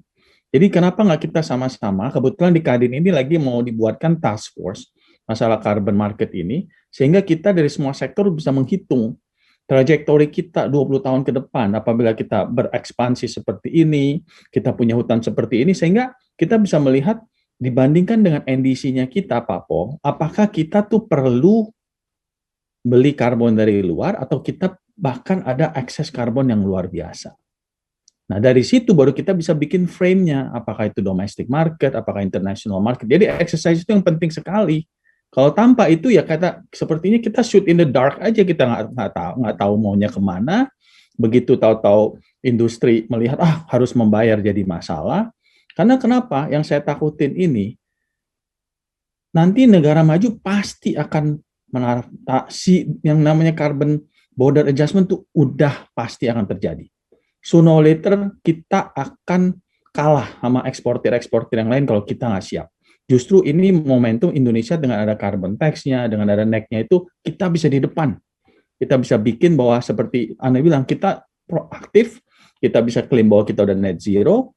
Nah, sekarang giliran kita bawa ke pembeli, nah mana? Beli dong, gitu loh. Jadi itu yang saya rasa itu penting buat kita. Exercise itu mesti kita lakukan, dan kita benar-benar harus sit down collectively dari sektor swasta, sektor pemerintah, bahkan LSM. Karena ada isu-isu yang agak sensitif juga, yang nggak apa-apa. Kita butuh waktu, kita bikin semacam task force. Seperti kita ketahui ada yang namanya TSVCM, Task Force for Scaling of Voluntary Market. Mungkin kita bisa bikin task force for Indonesia Carbon Market gitu loh. Jadi benar-benar kita push for that initiative. Dan kami mungkin nanti saya sama Anda kita bahkan fasilitasi di Kadin. Itu saja sih yang bisa saya kasih masukan, Pak. Baik, makasih Pak Darsono. Tadi ada permintaan khusus dari Pak Fabi, katanya dia ingin merespon ke Bu Ana nih. Silakan Pak Fabi. Ya, saya responnya tadi yang berkaitan dengan penggunaan energi terbarukan ya untuk PLTS. Kan saya kalau industri menggunakan pakai PLTS atap. Ya. Jadi memang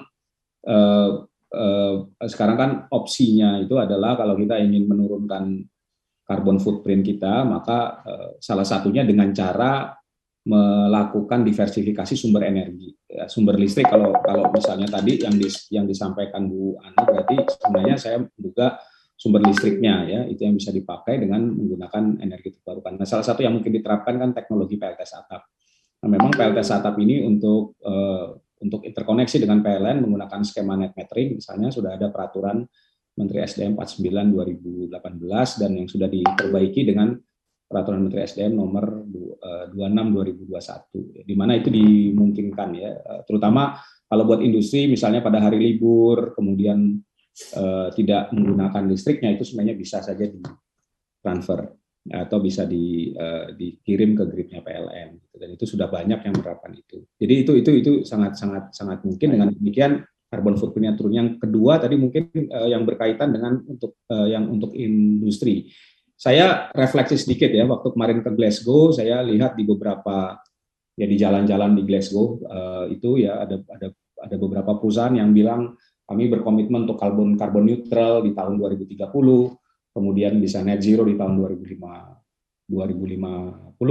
Saya menduga itu kaitannya dengan untuk kalau kita lihat untuk greenhouse gas protokol ya, dan juga ini sudah dipakai ya di Indonesia.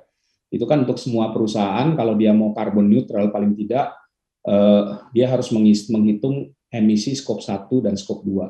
Emisi skop 1 kan yang langsung dia keluarkan ya, yang kedua kemudian dari yang skop 2, kemudian yang rantai pasok tadi dikatakan oleh Bu Ane itu kan yang di skop 3. Nah, menurut saya kalau kita mau alignment dengan target penurunan emisi gas rumah kaca, mungkin by 2030 skop 1 dan skop 2 saja yang memang kontrolnya paling dekat nih. Lalu kemudian yang skop 3 yang berkaitan dengan rantai pasok itu bisa di ini. Nah, dengan demikian kemudian bisa dilihat sebenarnya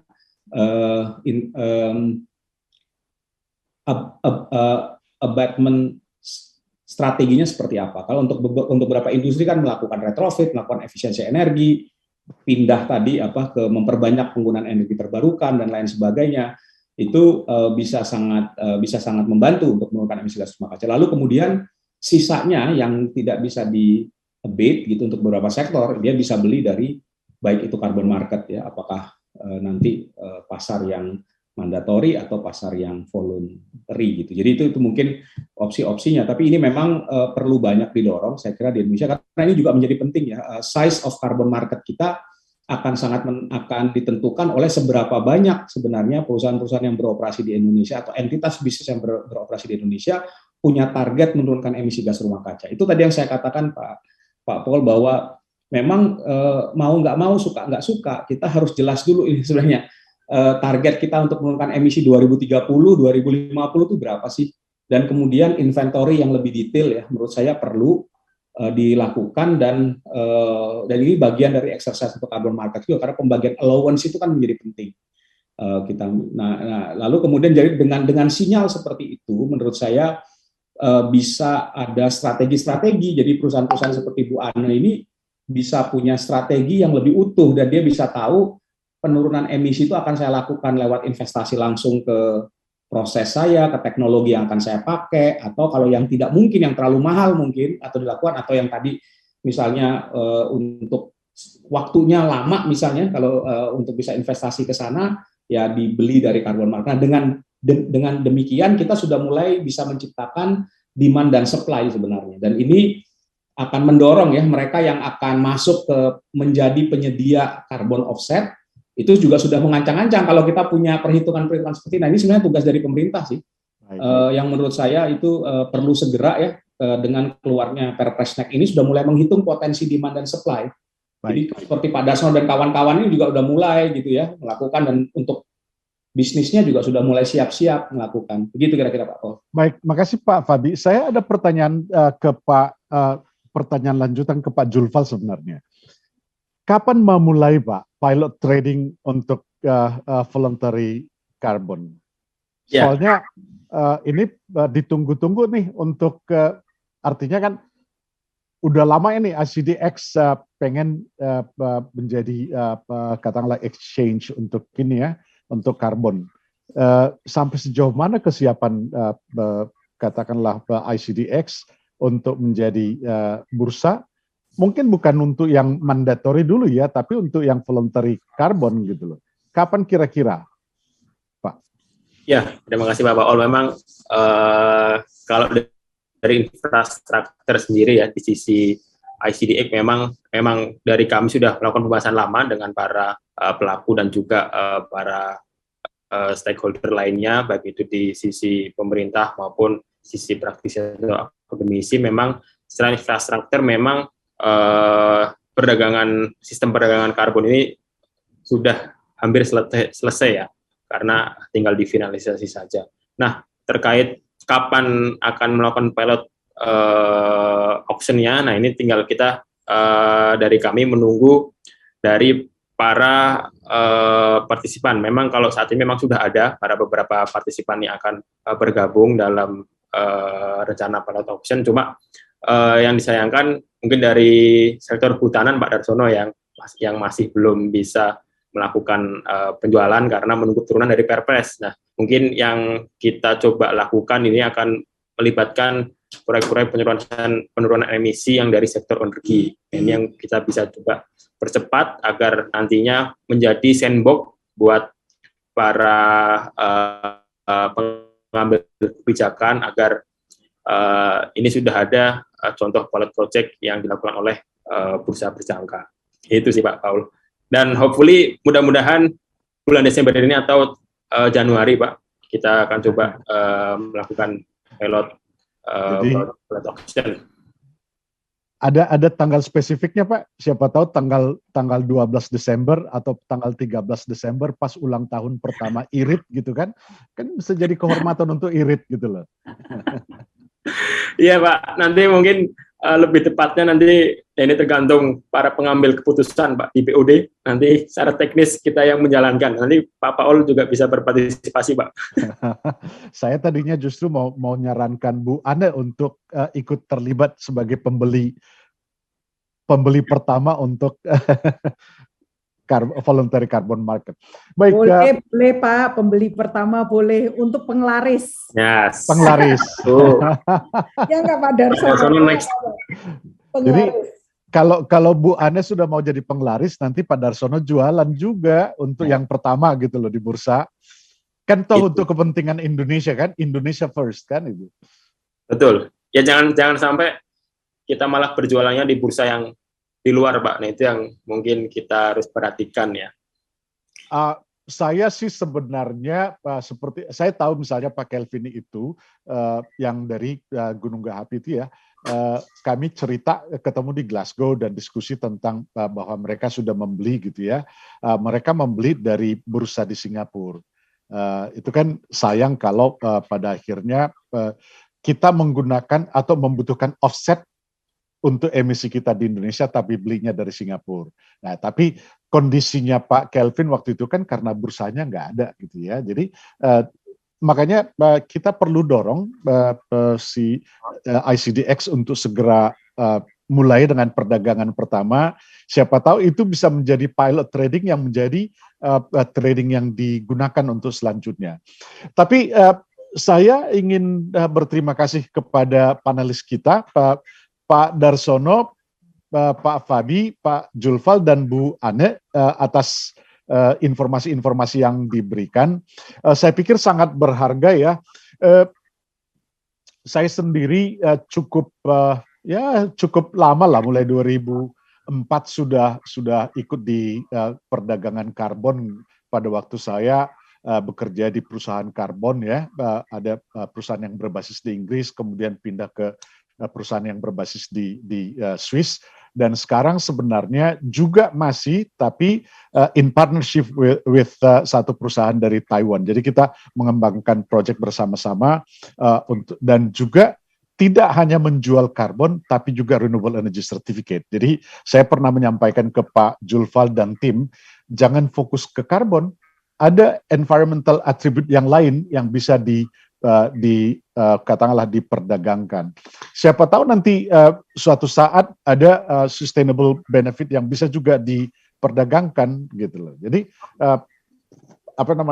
bursa itu tidak hanya untuk karbon tapi juga untuk yang lain. Nah, kebetulan saya mengikuti cukup intens hal-hal yang terkait dengan implementasi Perpres nilai ekonomi karbon, dan saya tahu bahwa saat ini pemerintah sedang menyiapkan aturan-aturan turunan, dan diharapkan Desember ini selesai dalam arti berupa draft atau sudah implementasi. Saya agak pesimis bahwa itu sudah implementasi ya, tapi draftnya kemungkinan bisa selesai Desember.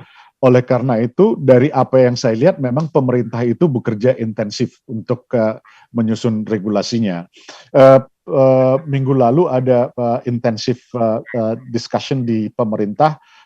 Kemarin tadi malam juga ada rapat, minggu ini juga ada rapat yang lain.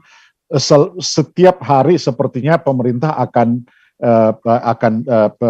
mengerjakan katakanlah penyusunan regulasi turunan untuk Perpresnek dan juga untuk undang-undang HPP kaitan dengan carbon tax. Kita berharap bahwa apa yang dilakukan pemerintah benar-benar sesuai dengan best practice, market practice, dan juga sesuai dengan international best practice supaya perdagangan karbon itu bisa didorong, yang pada akhirnya yang kita harapkan sebenarnya adalah supaya investasi masuk ke Indonesia. Poin utamanya itu adalah di investasi, supaya kita benar-benar bisa mendapatkan pendanaan untuk membangun proyek-proyek yang bersifat green. Jadi tidak seperti kata Pak Darsono, proyek karbon di forestry bukan untuk carbon credit ansih, tapi lebih kepada bagaimana komunitas bisa dibangun, masyarakat bisa dihidupkan, dan sebagainya. Dan saya pikir yang perdagangan karbon juga, kalau kita ingin bangun di Indonesia, bukan hanya melihat perdagangan karbonnya, tapi juga harus kita lihat bagaimana kita bisa berinvestasi, mengundang investasi, at the same time also meeting the nationally determined contribution. Jadi kita bisa mencapai target-target kita sambil mendatangkan investasi dari luar. Saya pikir Bapak Ibu yang hadir pada hari ini, terima kasih untuk partisipasinya dan juga pertanyaan-pertanyaannya. Kalau nanti ada pertanyaan-pertanyaan yang belum terjawab dan belum bisa dijawab, saya yakin nanti panitia akan bisa meneruskan ke panelis, dan kalau ingin mendapatkan informasi lebih lanjut bisa menghubungi kami, saya sendiri di Indonesia Research Institute for Decarbonization. kami melakukan kegiatan yang terkait dengan dekarbonisasi, juga aktif terlibat dengan carbon pricing. Jadi kami juga bisa menjawab pertanyaan-pertanyaan terkait dengan itu. Nah, oleh karena itu sekali lagi terima kasih kepada Pak Fabi, Pak Darsono, Bu Ane, dan juga Pak Julfal yang telah menjadi narasumber pada sesi ketiga Indonesia Carbon Forum. Demikianlah diskusi sesi ketiga Indonesia Carbon Forum dengan topik Carbon Trading in Indonesia, Opportunities and Challenges. Saya Paul Butar-Butar undur diri dan saya serahkan kembali acara Indonesia Carbon Forum kepada Mbak Eksis. Kalau ada sesi keempat saya jadi MC. Silakan Mbak Eksis. Keren banget Pak Paul sebagai sesi penutup juga ya untuk acara webinar kita kali ini. Tadi kita sudah dengarkan banyak sekali insight-insight dari para narasumber. Intinya sebetulnya carbon trading ini beyond jual beli karbon ya, karena akan ada banyak manfaat yang kita akan dapatkan dan tujuan utamanya bagaimana kita bisa mendapatkan investasi tadi untuk mendukung pembangunan berkelanjutan. Nah, untuk menutup sesi ketiga sekaligus juga acara kita pada pagi hari ini, kita akan mengabadikan momen bersama ini dengan foto bersama seperti biasa di sesi-sesi sebelumnya. 3 kali pose nih Bapak Ibu sekalian. Jadi Pak Fabi, Pak Darsono, Bu Ana, dan Pak Zulfa termasuk juga Pak Paul bisa menyiapkan 3 gaya masing-masing. Kita mulai dari pose yang pertama. 3, 2, 1. Oke, kita ke pose yang kedua. Gimana nih Pak Paul gayanya Pak? Masih angkat tangan ya, angkat jempolnya ya. Oke. 3, 2, 1. Nah, tadi pose cuan, pose love dan cuan ini ya untuk carbon trading di Indonesia. 3, 2, 1. Ya, terima kasih banyak sekali lagi Pak Paul dan para narasumber di diskusi panel yang ketiga sudah berbincang-bincang bersama kami di webinar kali ini. Sehat dan sukses terus untuk kita semua. Ya, dan diskusi panel sesi yang ketiga tadi sekaligus juga menjadi penutup acara kita kali ini ya. Terima kasih sekali lagi kami ucapkan kepada seluruh narasumber yang sudah bergabung dalam webinar Indonesia Carbon Forum Presenting the Future of Carbon Market Indonesia. Tidak lupa kami ucapkan untuk seluruh tamu undangan dan pemirsa, terima kasih banyak sudah menyaksikan diskusi kita pada hari ini. Dan pastinya untuk Belief Farms yang sudah berpartisipasi juga mendukung acara Indonesia Carbon Forum ini. Saya Eksis mewakili seluruh kerabat kerja yang bertugas pada acara hari ini. Mohon pamit undur diri. Sampai jumpa di webinar berikutnya. Stay safe, stay healthy. CNBC Indonesia Beyond Business.